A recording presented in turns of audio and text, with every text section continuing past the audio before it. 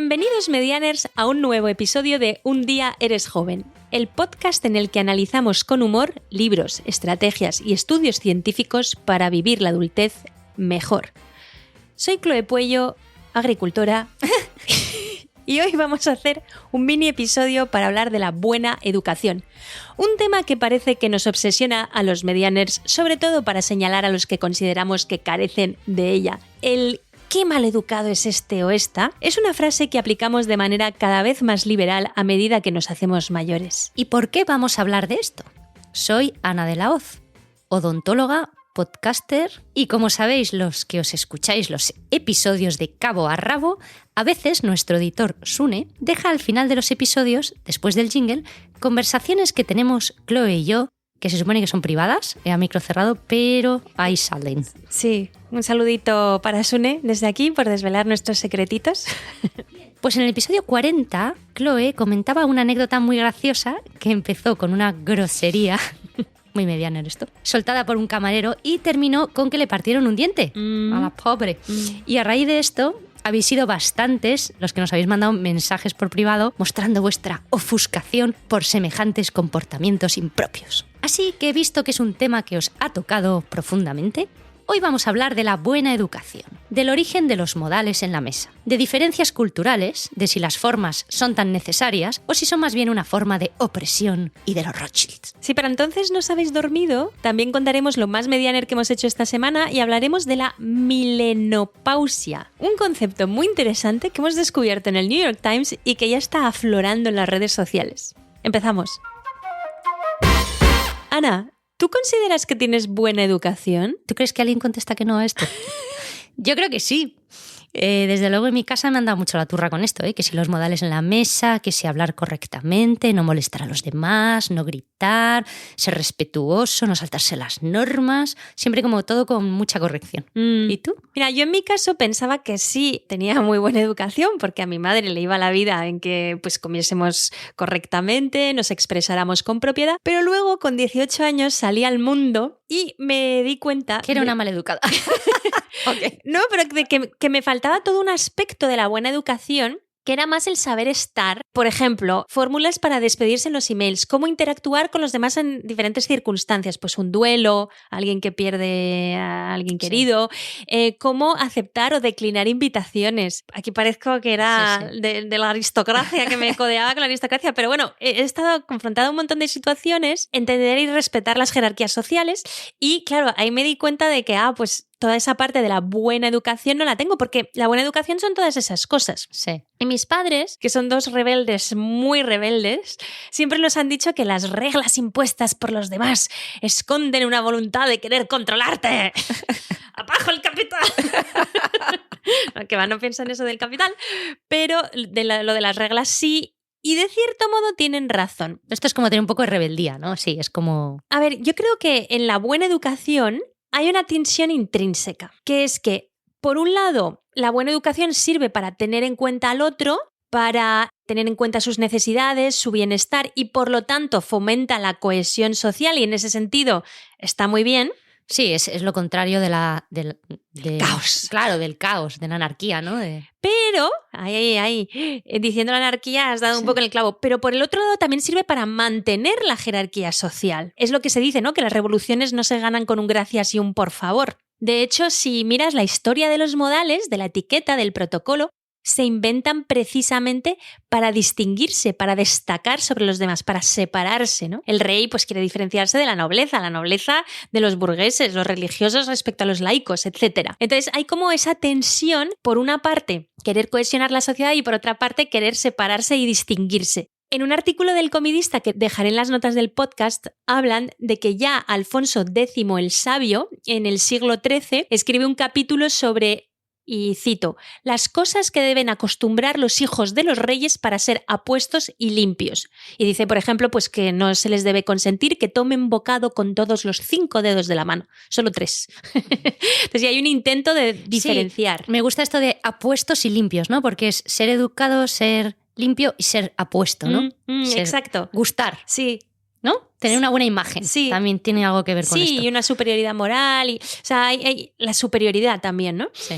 En el siglo XVI se extiende y se experimenta un profundo interés por las reglas de etiqueta, los buenos modales, la cortesía, por esa misma tensión que comentaba. Por un lado, quieres medrar en la corte y por lo tanto tienes que aprender esos modales, y por otro lado, ser el humanismo renacentista se expande y le importa mucho pues la urbanidad, la civilidad. Sí, ser ¿no? civilizado, Ser que civilizado. tiene que ver con esto también, Exacto. claro. Entonces, por ejemplo, en 1530, Erasmo de Róterdam escribe un manual de buenos modales para los niños, dando buenos consejos. Por ejemplo, no poner los codos en la mesa, taparse la boca para bostezar, para vomitar, retirarte a otro sitio. Muy bien, sí. Si eres dado a ventosear, hágalo así a solas, pero si no, de acuerdo con el viejísimo proverbio, disimula el ruido con una tos. Muy bien. Entonces, volviendo un poco a los medianers. Sí, perdón, que me voy por las ramas de la historia. Vale, entonces yo creo que a medida que te haces medianer, en general te importan más los modales y la buena educación. Y me preguntaba, ¿y por qué es esto? ¿Por qué a todos es como, ay, qué mal educas este, qué mal educas la otra? Yo creo que quizás es porque te vuelves más empático, la cohesión social es más importante, el otro adquiere quizás importancia, más importancia que la de disrumpir, no sé si se dice así, el orden social. Hombre, sí, la revolución normalmente la haces de Exacto, joven, ¿no? La haces de joven. Pero también eres algo más intransigente, ¿eh? Con aquello que te molesta. Yo lo veo con los niños, te molestan los niños pequeños, te hacen ruido, te incordian. También eres más susceptible a eso. También creo que cuando eres medianer, el significado de lo que es la buena educación, o sea, lo que aceptas y lo que no aceptas, va cambiando un poquito respecto a antes. Ya no es tanto los modales como es la consideración hacia el prójimo. Hay esa anécdota que se cuenta sobre, bueno, yo la he oído sobre Isabel II, Alfonso XIII, Juan Carlos I, no sé qué rey, igual es mentira, todo. El caso es que en una comida uno de los invitados del rey pues coge el lavafrutas y se bebe el agua del lavafrutas. Sabéis que el lavafrutas sirve para limpiarte las manos entre plato y plato, pues por ejemplo cuando te sirven marisco y que lo comes con las manos, pues sí, ahí en te este enjuagas, caso sí, ¿vale? a lo mejor. Y entonces no es para bebérselo, pero claro, el rey o la reina al ver que el invitado hacía eso, rápidamente también coge el lavafrutas y se bebe el agua pues para no dejarle en ridículo, porque claro, los otros comensales pues se quedaron ojipláticos. Sí. Y entonces ya viendo que el rey hace eso, pues todo el mundo se bebe el agua del lavafrutas. Y eso muestra al final que la buena educación, lo importante no es tanto hacer lo correcto según las reglas, sino lo oportuno. Lo cortés también. Lo cortés, tener un respeto hacia el otro para no ridiculizarle, y que eso lo ganas pues con la experiencia, ¿no? Y por eso los medianos nos parece fatal todo lo que hace la juventud. Eso nos hacemos mayores, ¿eh? Si decimos eso. Claro. Mira qué estos tesis jóvenes filosófica te acabo de desarrollar. Sí, muy bien. Y yo diría que los medianos le damos más importancia a la buena educación que cuando eres joven, claramente, ¿eh? También creo que depende cómo ha sido tu vida.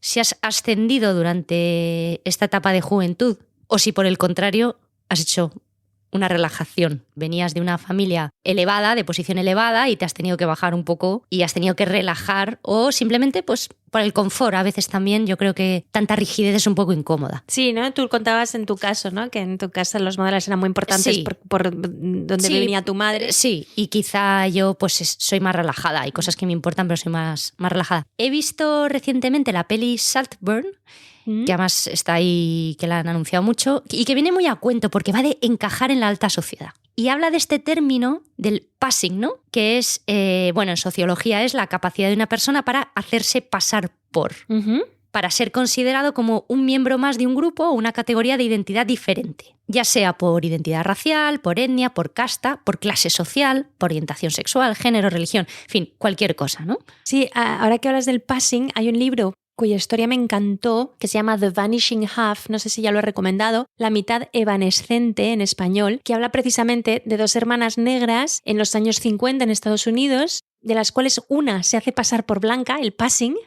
para ascender precisamente, y la otra no. Y qué consecuencia tiene sobre ellas, su relación y sobre su descendencia. Claro. Buena recomendación. Entonces, Saltburn. El protagonista es un joven así de origen humilde y estudia en Oxford gracias a una beca y, bueno, pues está totalmente fuera del ambiente y le cuesta mucho relacionarse. Pero anhela estar ahí. Y tiene una especie de crush por un chico muy popular, que además es guapo, rico, ¿no? Es de estos que todo el mundo quiere, sí, ¿no? Todo el mundo quiere estar a su lado. Y poco a poco pues se va acercando a él y lo que consigue es darle pena, ¿no? Pobrecito yo, que soy un desgraciado, una tragedia familiar. Y el otro que se siente un poco culpable, como que lo acoge, ¿no? Como un perro, como el que recoge un perro de la calle, ¿no? Y entonces le dice, venga, pues te voy a invitar a pasar el verano a mi casa familiar. Y entonces, bueno, la directora de la peli, que ha estudiado en Oxford y que ha visto este ambiente, describe muy bien estas dinámicas familiares de entornos de lujo, ¿no?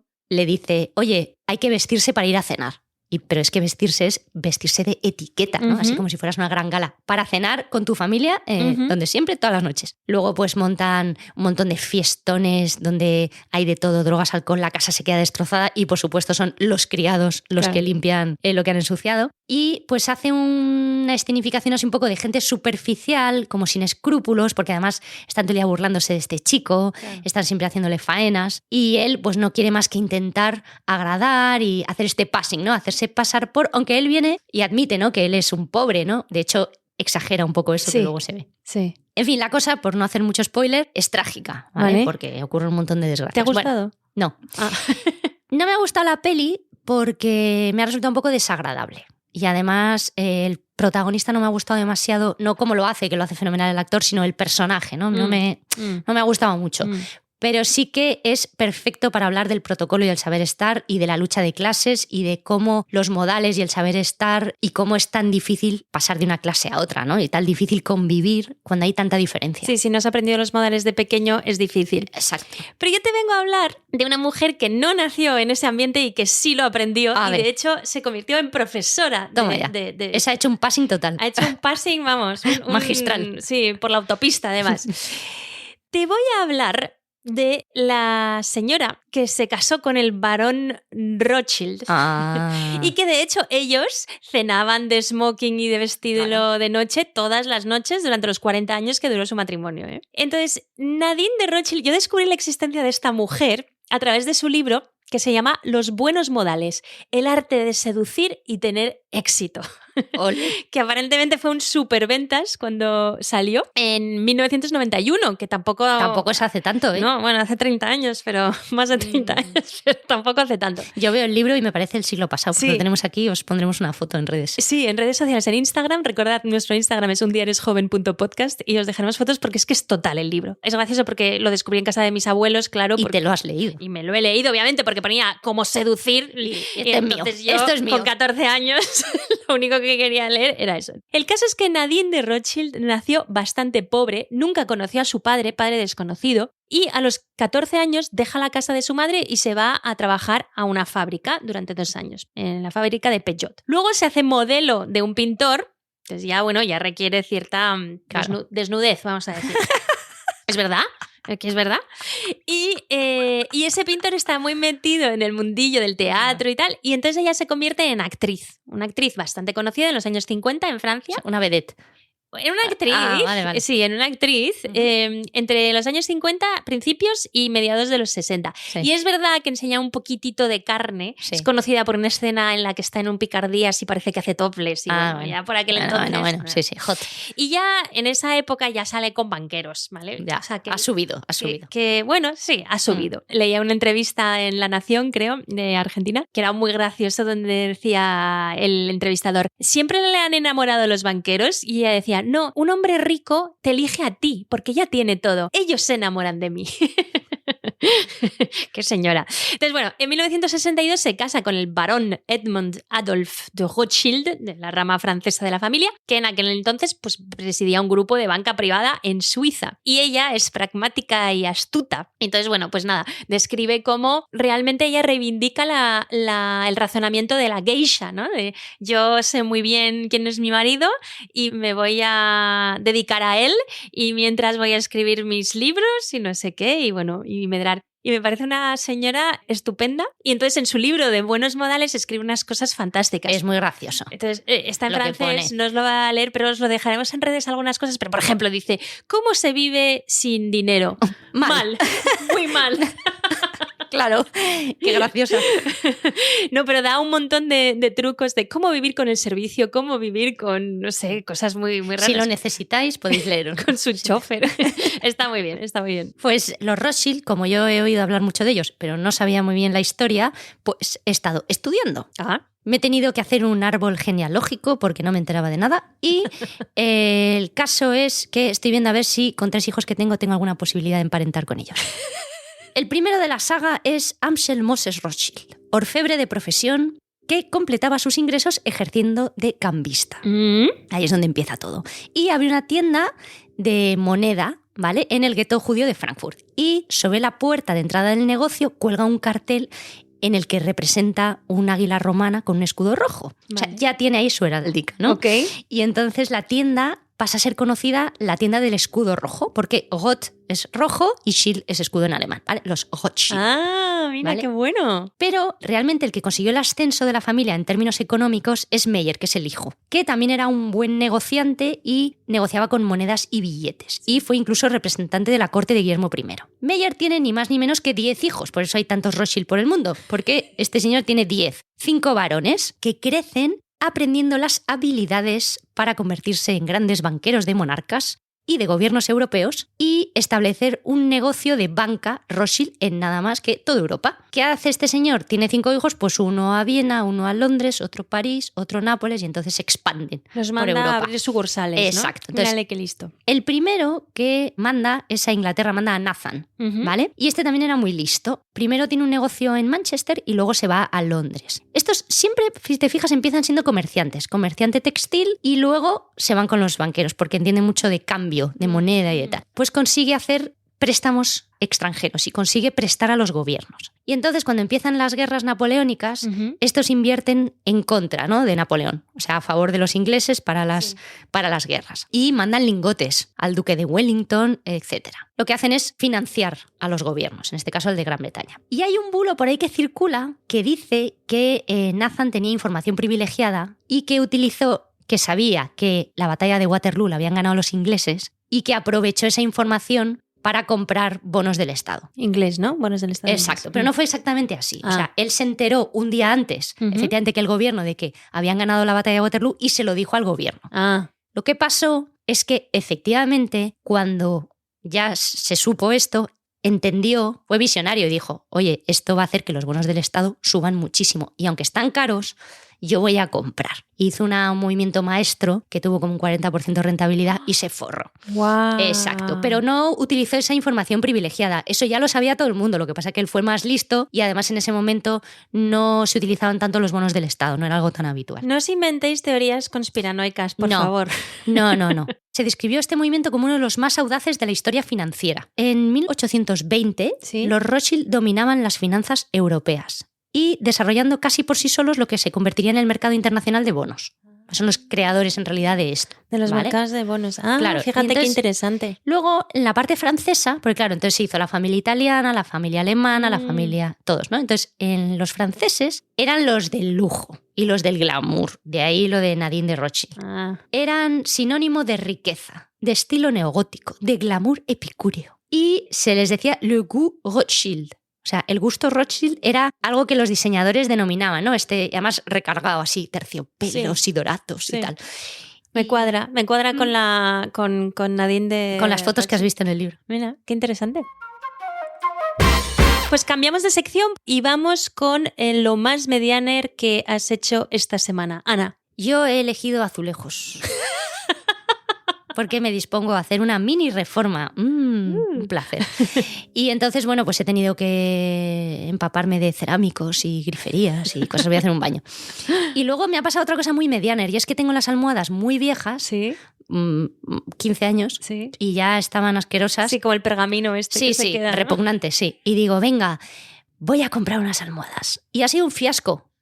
No me han gustado nada. Así que me tengo que comprar otras. Fatal. Sí, bastante. 15 años esperando para cambiarlas y me equivoco. No pasa Catástrofe. nada. Yo te diría que has ganado totalmente porque es imposible que me ganes. Es imposible, los azulejos y las almohadas es imbatible. De hecho, además, yo esta semana no he tenido momentos así muy medianes. Has gozado de juventud. Sí, he sido muy juvenil, muy desordenada, muy... Pero sí que voy a usar un paladín para que me represente.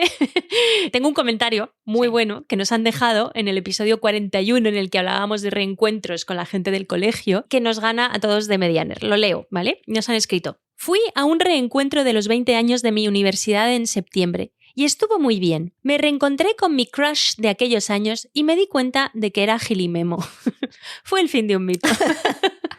Ya, joy, es que esto de los crush de juventud, ¿qué juego nos está dando en nuestro chat con mayúsculas? Hemos tenido, de hecho, un caso de Crushy Leaks. Resulta que tenemos un compi que es un auténtico genio y se le ha ocurrido la idea de hacer un Excel con los crush de manera anónima, ¿no? Y resulta que ahora dice que no va al reencuentro y que amenaza con filtrar la información. Sí. Entonces ha habido uno que ha dicho, ¿qué vas a hacer, los Crushy Leaks? Y la verdad es que nos hemos reído muchísimo. Sí, para los que no sabéis lo que son los crush, porque aquí educamos a medianers. Sí, yo me enteré hace más o menos unos meses. Es cuando te gusta a alguien, simplemente. No es que estés ahí enamorado, pero te gusta a alguien, es tu crush. Sí, en el cole pues te gustan Me gusta, muchos. ya Sí. está. Te gustan muchos. Muchos. Pasamos a la noticia de la semana. Esta vez es un artículo del New York Times que se titula "Escucha el gemido de los millennials próximos a la muerte". Jesús. Así traducido de manera liberal, ¿vale? Y el subtítulo es: "La generación más numerosa en América se asoma al abismo de la mediana edad. ¿Nos preocupa realmente envejecer o es solo un truco para llamar la atención?". Amigo, luego haces un Amigo, podcast sobre esto. Amigo. Entonces, lo que dicen es que los millennials han crecido, que hemos alcanzado la mediana edad, empezamos a ver signos pues, de envejecimiento y lo próximo, de hecho, a lo que vamos a tener que enfrentarnos es a la milenopausia. Como que tenemos que currárnoslo más para seguir siendo relevantes ahora que la generación Z y la generación alfa llegan tras nuestros pasos, ¿no? Ah, nos están persiguiendo. Porque os recordamos, que ya lo hemos dicho en alguna ocasión, que la generación de los baby boomers son los del 49 al 68, es decir, los que tienen ahora entre 75 y 56 años. La generación X es los nacidos entre el 69 y el 80, que tienen ahora entre 55 y 44 años. Los millennials, que son los nacidos entre el 81 y el 93, que tienen ahora entre 43 y 31. La generación Z, que son los nacidos entre el 94 y el 2010, que tienen entre 30 y 14 años. Y los alfa, que son los nacidos a partir del 2011, o sea, de 13 años y más pequeños. Entonces, en realidad, lo que dice el artículo es que no somos tan mayores. De hecho, hay muchos millennials todavía que son demasiado jóvenes para ser presidente de Estados Unidos, que para ser presidente de Estados Unidos tienes que tener al menos 35 años. Y que es un poco raro al final ese lamento, ¿no? Sí, somos un poco quejicas, ¿no? Sí, y entonces se pregunta si no es un truco para llamar la atención, porque al final los millennials hemos sido la primera generación que aprendimos a crear contenido en redes sociales basado en nuestras propias vidas. Y el envejecimiento es una buena fuente de contenido. Exacto. De hecho, mira nosotros la haciendo prueba un podcast. para muestra un botón. Hay ese tuit famoso que hemos compartido en los stories de Instagram alguna vez que dice: cuando tienes 34 años, realmente tienes 27. Pero en el momento en el que cumples 35, ya tienes 50. Ese es un poco, ¿no? La manera de pensar. Entonces, cuantos más millennials se aproximen a los 40, más contenido se va a crear sobre el envejecimiento en TikTok, que ya sabéis que está lleno de cómo contesta el teléfono un millennial versus un Z, Sí. cómo se maquilla, cómo bailan, cómo todas Sí. estas cosas, ¿no? Y antes de caer en la irrelevancia, pues muchos millennials lo que quieren es reivindicar que ellos ya son mayores, que ya no se enteran de Fíjate nada. lo que me pasa, ¿no? Que están out, pero sin salir, ¿sabes? Porque al final, al decir mira qué mayor estoy, realmente lo que están haciendo es chupar cámara y quedarse más tiempo en la palestra. Lo interesante de este artículo es que lo próximo que llega es la milenopausia. Es decir, los millennials a las puertas de la perimenopausia, andropausia, menopausia, premenopausia, todas las pausias. Yo me he quedado seriamente preocupada, ¿eh? He leído Sí, y sí, digo, te he visto. Sile, como lo de los cromos, ¿no? Esto sí, esto sí, esto sí, yo también. De todos los síntomas de todos. la perimenopausia. Pues mira, dices. la menopausia es el momento en el que dejas de tener el periodo durante 12 meses seguidos, ¿vale? Ujú. Pero es, digamos, una línea. Ujú. La perimenopausia es lo que está alrededor, los síntomas que están antes, durante y después. La premenopausia es lo que ocurre antes y la andropausia es para los hombres. Vale. Lo que pasa que en el caso de los hombres lo que hay es una pequeña bajada de testosterona pues más gradual, más poco a poco, entonces no se nota tanto, no hay un antes y un después como en la menopausia, que es una línea, es una fecha concreta, entonces es como muy fácil de medir. Sí. Entonces en los hombres pasa un poco más desapercibido. También hay muchos que tienen bajada del tiroides, tienen hipotiroidismo, que no se habla mucho. Y luego pues como en ellos está muy relacionado con la virilidad, es un tema que... Sí, temas de erección, ¿no? Claro, que no se habla mucho porque al final, pues bueno, como que queda feo. Básicamente los síntomas de la perimenopausia son cambios de humor, depresión, sofoco, sudoración nocturna, bajada de la libido, caída del pelo. Maravillas todas ellas. De duración variable, además. Es como, puede durar 10 años, puede durar 2, no se sabe, en fin. Y todo esto causado por la bajada de los estrógenos y también hipotiroidismo en mujeres. Y esto es a partir de los 40. Ahí estamos. No. Ahí estamos. Yo no tengo nada de eso. Ya hablaremos más adelante porque esto va para un episodio. Os dejaré de todas formas un artículo bastante interesante del New York Times que habla de esto y hace un resumillo que está bien. Vale. Vayamos a la sección de las recomendaciones, lo último que estamos leyendo o viendo. Cuenta. Y qué recomendamos o no. Vale. Yo he visto una serie que me ha encantado, que es La luz que no puedes ver, que también hay un libro. Me ha encantado. Muy recomendable, es una miniserie, está en Netflix. One Day, que me ha gustado mucho, excepto el final, que no me ha gustado nada. A mí me gustó el libro. Pero la serie está muy bien. He visto Reina Roja, que es de estos libros tan famosos, no me ha gustado. Vale. Y estoy viendo una ahora que me está encantando, que es The Gentleman. Pero chica. Todo eso he visto y voy a ver. Y estoy en ello. Algunas cosas ya las he terminado. Sí. Un montón. Sí. Entonces, gran recomendación, La luz que no puedes ver. Vale. Y The Gentleman, que viene además para el episodio perfecto, porque va de... Bueno, va un poco de esto. Vale. ¿Y tú? Yo una recomendación que tengo buenísima. Venga. Un poco rara y hay que hablar inglés. Como siempre. Las Es para cultillos, de Chloe, para cultillos. No es en absoluto para cultillos. Se llama Taskmasters y yo veo y os recomiendo la edición neozelandesa, Toma ya. segunda temporada y tercera temporada. No os miréis la primera. Entonces, ¿de qué va el Taskmaster? En YouTube. Lo podéis ver en YouTube. Vale. Sí, en YouTube está. ¿De qué va? Hay un Taskmaster, que es como el maestro de tareas, que les pide a 6 cómicos o a 5 cómicos que hagan tareas y son filmadas durante 2 meses y durante el programa lo que ves es un resumen de cómo han hecho cada uno las tareas, la ejecución. Entonces son tareas muy absurdas, ¿vale? Que puede ser poner unos huevos en altura y consigue el número máximo de huevos sin romperlos. Son retos. Son retos. Vale, son retos. Vale. Son retos absurdos, están en una casa, no duermen en la casa, ¿vale? Pero... Ya he visto algo así muy parecido. Bueno, es que te ríes porque como son cómicos, te ríes y los neozelandeses es la bomba. Eso sí, con subtítulos porque no, el inglés... Bueno, pues da igual que esté en inglés porque no se entiende. Subtítulos en inglés, no sé, pues es que los subtítulos son en inglés. Ya. Pero bueno, es que te ríes, es genial. Así muy que bien. Taskmaster. Para los cómicos, muy bien. Terminamos el mini episodio de hoy. Tenéis que escucharnos en Amazon Music, ¿vale? Que estamos ahí ahora a en tope. una campaña con ellos en las que nos están promocionando y nos podéis escuchar desde Amazon Music todo el rato, pero especialmente ahora en el mes de marzo. Y si queréis puntuar el episodio os estaremos eternamente agradecidas. Es muy fácil, nos habéis preguntado algunos. Hay 3 puntitos arriba en la plataforma en la que nos escuchéis. Le dais ahí y te pone puntuar el episodio. Como siempre nos podéis escribir un email a undieresjoven.podcast@gmail.com y las próximas semanas no habrá episodio. Pero es por una buena razón. Es por una buena razón. Me voy a Japón. ¡Olé!